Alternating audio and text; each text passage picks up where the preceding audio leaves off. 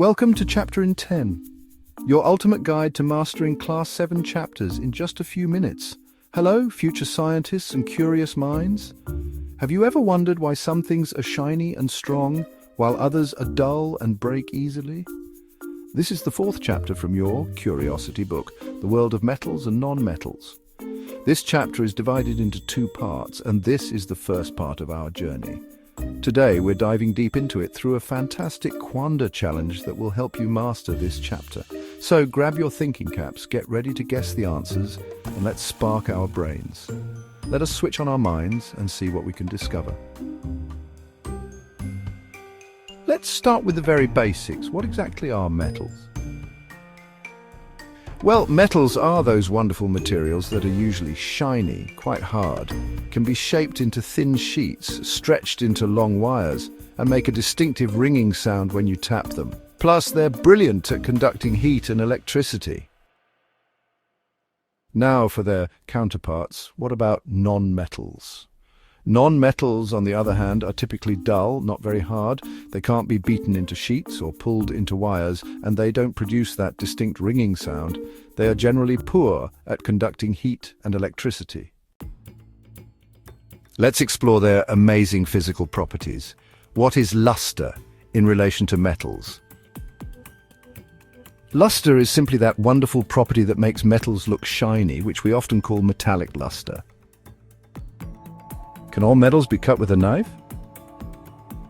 Surprisingly, no. While most metals are hard, some, like sodium and potassium, are so soft, you can easily slice them with a knife. Name a metal that is liquid at room temperature.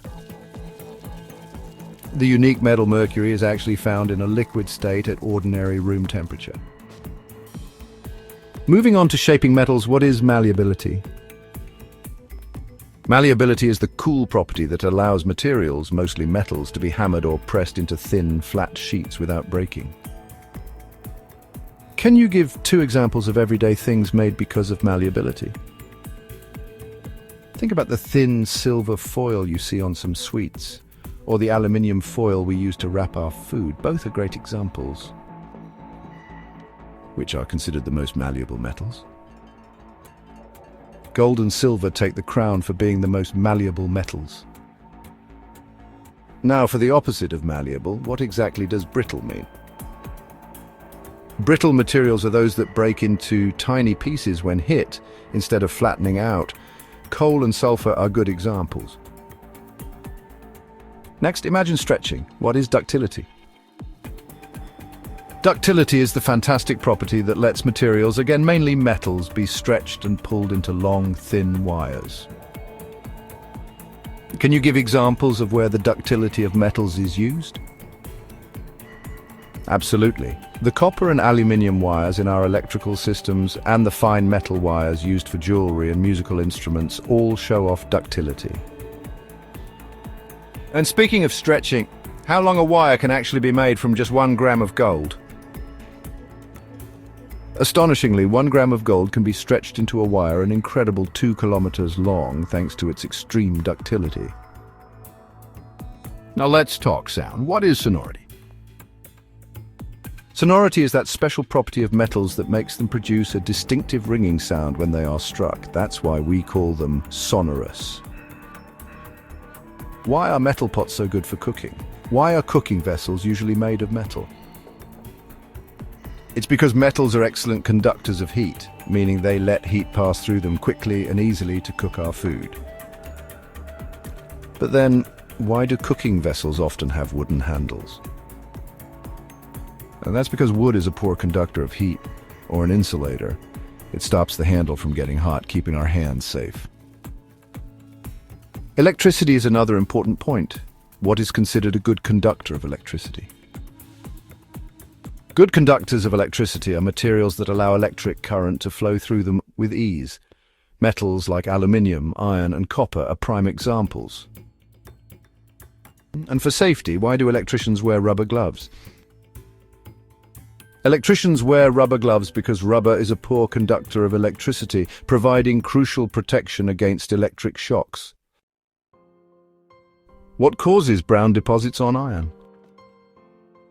Those brown deposits are caused by rusting, which happens when iron reacts with oxygen and water in the air. What is rust? Rust is the reddish-brown substance that forms when iron corrodes, specifically iron oxide. What is rusting?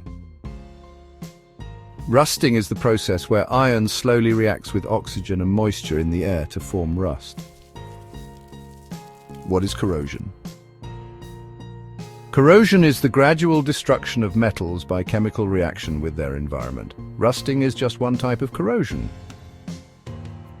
How to prevent rusting?